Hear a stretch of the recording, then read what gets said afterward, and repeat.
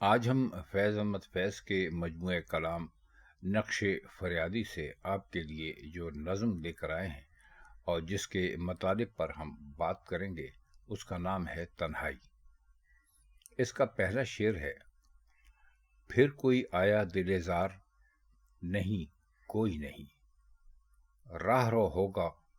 کہیں اور چلا جائے گا۔ اس پہلے شعر میں شاعر اپنے آپ سے باتیں کر رہا ہے یا اپنے دل سے باتیں کر رہا ہے، اور اپنے دل سے سوال کرتا ہے کہ مجھے ایسا لگتا ہے کہ کوئی آیا ہے، لیکن پھر خود ہی جواب بھی دے دیتا ہے کہ نہیں کوئی نہیں، راہ رو ہوگا، کوئی مسافر ہوگا، کوئی راستہ چلنے والا ہوگا، کہیں اور چلا جائے گا۔ یعنی وہ یہاں آنے کے لیے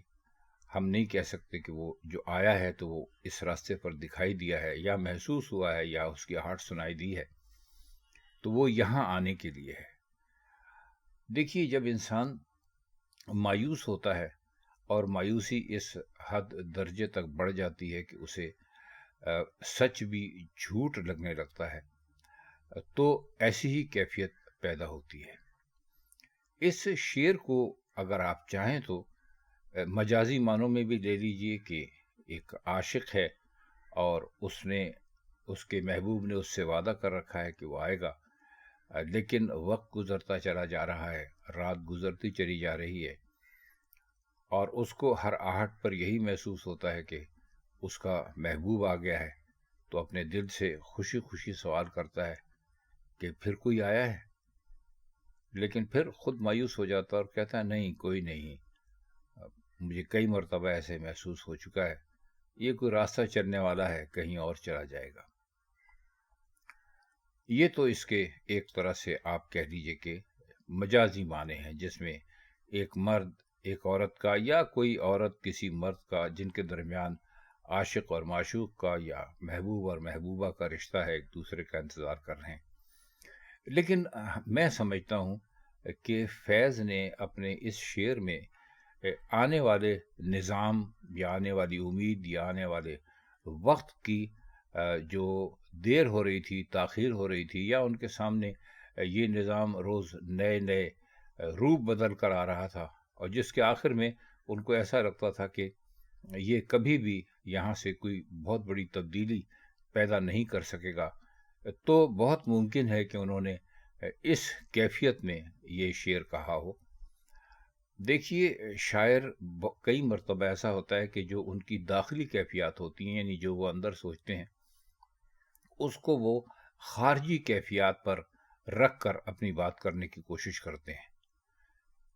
تو انہوں نے بھی، ہمیں تو ایسا ہی لگتا ہے کہ فیض صاحب نے بھی اس شعر میں جو ان کی داخلی کیفیت تھی، اس کو خارجی کیفیت کا نام دے کر یا خارجی کیفیت کے ذریعے دکھا کر یہ بات یہاں پر کرنے کی کوشش کی ہے۔ اب یہاں جو کوئی کا لفظ ہے، یہ بہت گہرا ہے اور بہت معنی خیز ہے۔ کوئی سے مراد وہ نظام بھی ہو سکتا ہے جس کی وہ ہمیشہ ساری زندگی بات کرتے رہے، جیسے ہم اور آپ آج سسٹم کہتے ہیں۔ اب اس نظام اور اس سسٹم سے ظاہر ہے کہ فیض صاحب جیسا حساس شاعر یا حساس انسان بہت ہی زیادہ متاثر تھا، اور وہ اس کو تبدیل کرنے کی کوشش اپنی ساری زندگی کرتے رہے۔ تو ممکن ہے کہ ان کے زمانے میں کوئی ایسے سیاسی حالات پیدا ہوئے ہوں جن سے یہ امید بند چلی ہو کہ شاید اس نظام کو اب لپیٹ دیا جائے گا اور اس کی جگہ وہ نظام آئے گا کہ جس کے لیے فیض صاحب پہلے بھی کہہ چکے تھے کہ ان گنت صدیوں کے تاریک بہیمانہ ترسم، ریشم و اطلس و کم خواب میں بنوائے ہوئے، جا بجا کوچہ و بازار میں بکتے ہوئے جسم۔ وہ آپ کو اچھی طرح یاد ہوگا ان کی نظم سے یہ بند۔ تو وہ شاید یہی سمجھتے ہوں گے کہ یہ جو ریشم و اطلس میں بنوائے ہوئے جسم ہیں، لیکن در حقیقت یہ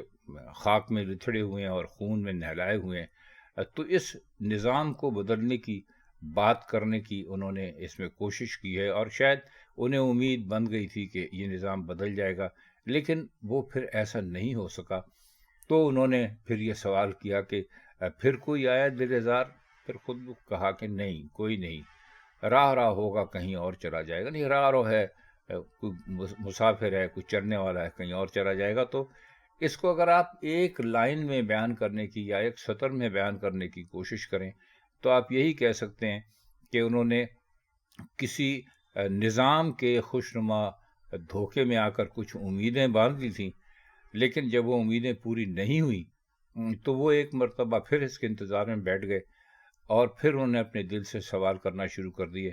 کہ کیا نظام کو بدلنے کے لیے کچھ اور ہونے والا ہے؟ لیکن پھر خود ہی جواب دیا کہ نہیں، یہ تو بالکل ویسے ہی ہے جیسے آپ کسی کا انتظار کر رہے ہوں اور آپ کو آہٹ بھی سنائی دیتی ہو، اور شاید وہ آپ کو کسی حد تک دکھائی بھی دے گیا ہو، تو نہیں، یہ وہ نہیں ہے، یہ کچھ اور ہے، یہ اس راہراؤ کی طرح ہے جو آپ کے پاس نہیں آ رہا، یہ کہیں اور چلا جائے گا۔ تو اس نظم کا جو یہ پہلا شعر ہے، اس کو اگر آپ نظام یا سسٹم کے حوالے سے پڑھیں گے تو شاید اس کے معنی زیادہ واضح ہو جائیں۔ اگلا شعر ہے اس کا: ڈھل چکی رات، بکھرنے لگا تاروں کا غبار، لڑکھڑانے لگے ایوانوں میں خوابیدہ چراغ۔ اس میں کوئی مشکل لفظ ہے نہیں، اس میں اس کے معنی اگر آپ کرنا چاہیں تو لفظی معنی اگر یا سطحی معنی کرنا چاہیں تو یہی ہے کہ جب رات ڈھل جاتی ہے، یعنی رات گزر جاتی ہے، اور جب بھرپور رات میں ستارے بہت بھرپور انداز میں چمک رہے ہوتے ہیں تو آسمان پر ایک سنہری یا ایک ملکوتی یا ایک سفید رنگ کا ہلکا سا غبار بکھر جاتا ہے۔ وہ دوست جنہوں نے رات کا مشاہدہ ایسے کیا ہے کہ جب رات جمع ہو، یعنی آدھی رات کے قریب یا اس سے تھوڑی دیر پہلے یا تھوڑی دیر بعد، کہ جب آسمان پر ستارے اپنی پوری تب و تاب کے ساتھ چمک رہے ہوتے ہیں تو ایک غبار بن جاتا ہے۔ لیکن اب جو کیفیت وہ بیان کر رہے ہیں وہ یہ ہے کہ ڈھل چکی رات، یعنی اب رات گزر چکی ہے، صبح ہونے والی ہے، اور جو آسمان پر تاروں کا غبار تھا وہ بکھرنے لگا ہے۔ بکھرنے سے مراد یہ ہے کہ اب وہ ختم ہونے لگا ہے، کم ہونے لگا ہے، کیونکہ جب رات جا رہی ہے، جب رات جمع تھی تو وہ بہت بھرپور انداز سے دکھائی دے رہا تھا، تو اب وہ ختم ہونے لگا ہے، اور لڑکھڑانے لگے ایوانوں میں خوابیدہ چراغ۔ ایوان محل کو کہہ لیجیے یا کسی بہت بڑے کمرے کو کہہ لیجیے، نشست گاہ کو کہہ لیجیے، یہاں پر بیٹھتے ہیں لوگ۔ اب یہاں چراغوں کے لڑکھڑانے سے کیا مراد ہے کہ جب رات پوری جو چراغ جلتے رہے اور جب رات ختم ہونے لگی تو وہ چراغ بھی بجھنے کے قریب ہو گئے۔ لڑکھڑانے کا مطلب یہی ہوتا ہے، یعنی اگر کوئی آدمی چل رہا اور وہ لڑکھڑانے لگے تو آپ اس سے یہی امید کر سکتے ہیں کہ اب یہ اگلے لمحے گر جائے گا، اب گرا کہ تب گرا۔ تو وہ چراغوں کو بھی انہوں نے ایسے ہی کہا ہے کہ یہ خوابیدہ چراغ ہیں۔ خوابیدہ سے مراد کیا ہے ان کی؟ یہاں پر ویسے تو خوابیدہ سوئے ہوئے کو کہتے ہیں، لیکن یہاں ان کی مراد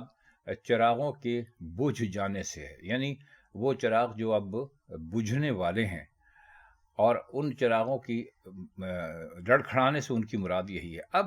اگر آپ ان چاروں مصروں کو ایک جگہ جمع کر کے آپ پڑھیے اور ان پر غور کیجیے تو آپ کو محسوس ہوگا کہ یہ انتہائی مایوسی کے عالم میں کہے گئے مصرے ہیں، یعنی جیسے کہ پہلے دو مصرے ہیں جن کا شعر ہے: پھر کوئی آیا دلزار نہیں کوئی نہیں، تو پھر راہ راہ ہوگا کہیں اور چلا جائے گا، اور ڈھل چکی رات، بکھرنے لگا تاروں کا غبار، لڑکھڑانے لگے ایوانوں میں خوابیدہ چراغ۔ تو ان چاروں مصروں سے جو ایک مجموعی صورتحال آپ کے سامنے پیش آتی ہے وہ یہ ہے کہ اس میں جو چیز انتہائی بھرپور طریقے سے ہم دیکھتے ہیں وہ مایوسی ہے۔ یعنی وہ کہتے یہ ہیں کہ رات ویسے تو گزرتی ہے تو اس کے بعد صبح ہو جاتی ہے، جب صبح ہوتی تو ظاہر ہے کہ امید کا تاثر دینے کے لیے صبح کا استعمال کیا جاتا ہے، لیکن کہتے ہیں کہ یہاں کچھ بھی نہیں ہوا، یہ بالکل ایسی صورتحال پیش آ گئی جیسے کہ رات جب ڈھل جاتی ہے تو ستاروں کا غبار جو ہے وہ بھی بکھرنے لگتا ہے، اور جو چراغ ہوتے ہیں وہ بھی بجھنے کا وقت آ جاتا ہے۔ مطلب یہ ہے کہ جس نظام کی یا جس سسٹم کی تبدیلی کی ہم بات کر رہے تھے وہ ظلم کی پوری رات گزرنے کے باوجود بھی ہمیں کہیں دکھائی نہیں دیتا، اور آگے چل کے یہ کیفیت مزید شدید ہوتی ہے: سو گئی راستہ تک تک کہ ہر ایک راہ گزار، یعنی اس میں بھی آپ دیکھیے تو تقریباً وہی سارا سلسلہ ہے، راہ گزار ہوتا ہے،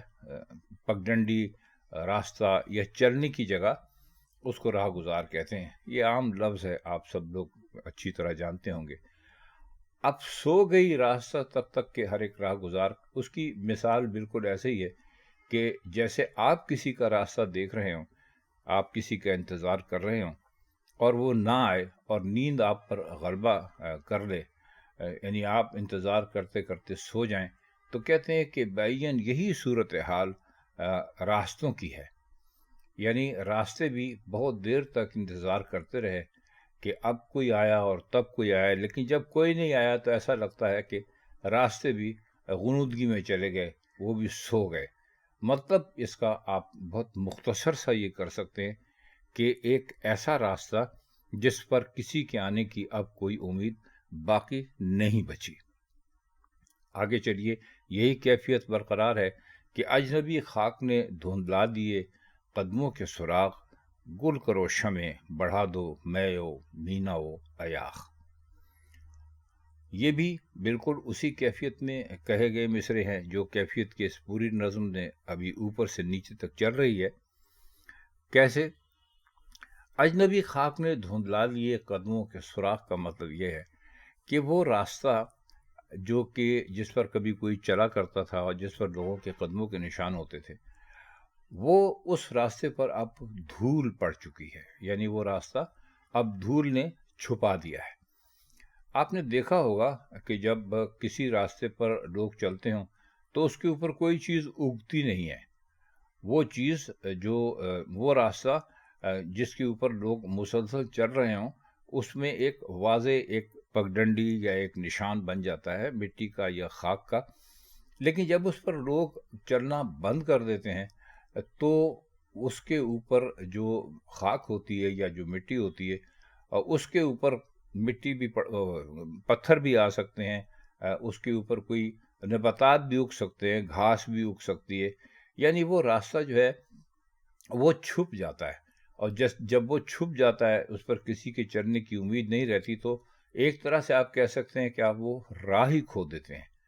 تو آگے چل کے اس کو مزید وہ یعنی اس میں